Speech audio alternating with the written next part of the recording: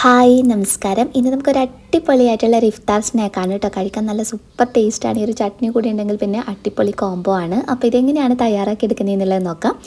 ഇതിന് വേണ്ടി നമ്മൾ ഒരു പാൻ വെച്ച് നന്നായിട്ട് ചൂടായി വന്നിട്ടുണ്ട്. ഇതിലോട്ട് 1 ടേബിൾ സ്പൂൺ നല്ല നാടൻ വെളിച്ചെണ്ണയാണ് ഒഴിച്ചു കൊടുത്തിട്ടുള്ളത്.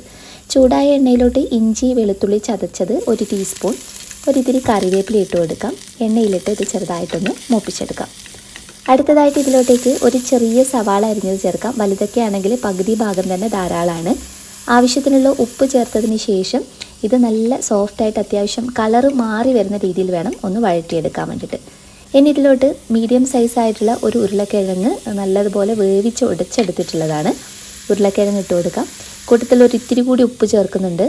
ഇനി 1 ടീസ്പൂണോളം മുളക് പൊടി, അതുപോലെ മസാലപ്പൊടികളൊക്കെ നിങ്ങളുടെ ടേസ്റ്റിനനുസരിച്ചിട്ട് അഡ്ജസ്റ്റ് ചെയ്യാവുന്നതാണ്. ഒരിത്തിരി ഗരം മസാല പൗഡർ, 1/2 ടീസ്പൂൺ അളവിൽ മല്ലിപ്പൊടി, 1/4 ടീസ്പൂൺ അളവിൽ മഞ്ഞൾപ്പൊടി, ഒരിത്തിരി ചെറിയ ജീരകം പൊടിച്ചത്. ഇത്രയും ഇട്ട് കൊടുത്തതിന് ശേഷം ഇത് നന്നായിട്ടൊന്ന് മിക്സ് ചെയ്തിട്ട് യോജിപ്പിച്ചെടുക്കാം. ഉരുളക്കിഴങ്ങുമായിട്ട് മസാലകളൊക്കെ നന്നായിട്ട് മിക്സ് ചെയ്ത് വന്നതിന് ശേഷം ഇതിലോട്ട് 2 ടേബിൾ സ്പൂൺ ബ്രെഡ് പൊടിച്ചതാണ് ചേർക്കുന്നത്. ഇതുകൂടി നമുക്കൊന്ന് മിക്സ് ചെയ്തെടുക്കാം കേട്ടോ. അപ്പോൾ ഇതിനകത്ത് നിങ്ങൾക്ക് വേണമെങ്കിൽ മല്ലിയില ഉപയോഗിക്കാവുന്നതാണ്. ഞാനിപ്പോൾ മല്ലിയില ഇട്ട് കൊടുത്തിട്ടില്ല. അപ്പോൾ അതിൻ്റെ ടേസ്റ്റ് നല്ല ഇഷ്ടമുള്ളവർക്ക് അതുകൂടി ഉപയോഗിക്കാം. നമ്മുടെ ഫില്ലിങ്സ് ഇവിടെ റെഡി ആയിട്ടുണ്ട്.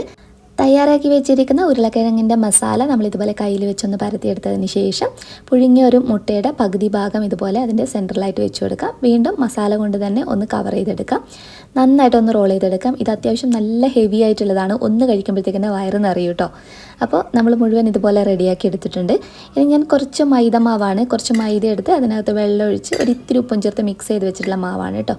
അതിലാണ് നമ്മളിതിങ്ങനെ ഡിപ്പ് ചെയ്തെടുക്കുന്നത്. വേണമെങ്കിൽ നിങ്ങൾക്ക് ഇതിന് പകരമായിട്ട് മുട്ടയിൽ ഡിപ്പ് ചെയ്തെടുത്തിട്ടും ഇത് ചെയ്യാം. നമ്മൾ സാധാരണ കട്ട്ലറ്റിനൊക്കെ ചെയ്യുന്ന രീതി തന്നെ മൈദമാവിൽ മുക്കിയെടുത്തു. അതിനുശേഷം നമ്മൾ ബ്രെഡിലോ അല്ലെങ്കിൽ റസ്ക് പൊടിയിലോ വെച്ചിട്ട് ഇതുപോലെ നന്നായിട്ടൊന്ന് കവർ ചെയ്തെടുക്കാം. ഈ നന്നായി കവർ ചെയ്തതിന് ശേഷം ഒരു 5 മിനിറ്റ് ഞാൻ ഫ്രീസറിനകത്ത് വെച്ചിട്ടുണ്ടായിരുന്നു കേട്ടോ, ഒന്ന് സെറ്റായി കിട്ടാൻ വേണ്ടിയിട്ട്.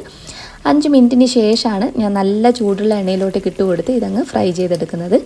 അപ്പോൾ അത്യാവശ്യം ഇത് ബ്രെഡിൻ്റെ പൊടികളൊന്നും തന്നെ എണ്ണയിലോട്ടേക്ക് വീഴില്ല. നല്ല സെറ്റായി നല്ല കറക്റ്റ് ഷേപ്പിൽ നമുക്ക് റെഡിയായി കിട്ടും. അപ്പോൾ ഒരു മീഡിയം ഫ്ലെയിമിലിട്ട് നിങ്ങൾക്കിത് കുക്ക് ചെയ്യാം. വളരെ ഫാസ്റ്റായിട്ട് തന്നെ നല്ലതുപോലെ മൊരിഞ്ഞ് വരും. അപ്പോൾ ഇതിൻ്റെ കൂട്ടത്തിൽ ഞാൻ മല്ലിയിലൊക്കെ അരച്ചിട്ടുള്ള ഒരു ചട്നിയാണ് റെഡിയാക്കി എടുത്തിട്ടുള്ളത്. ഇതിൻ്റെ റെസിപ്പി ഞാൻ ഡിസ്ക്രിപ്ഷൻ ബോക്സിനകത്ത് കൊടുക്കാം കേട്ടോ. അപ്പോൾ അതിനകത്തൊന്ന് ചെക്ക് ചെയ്താൽ മതി. നെക്സ്റ്റ് വീഡിയോയിൽ വീണ്ടും നല്ലൊരു വെറൈറ്റി വീണ്ടും കാണാം. അതുവരെ ടേക്ക് കെയർ. Bye bye.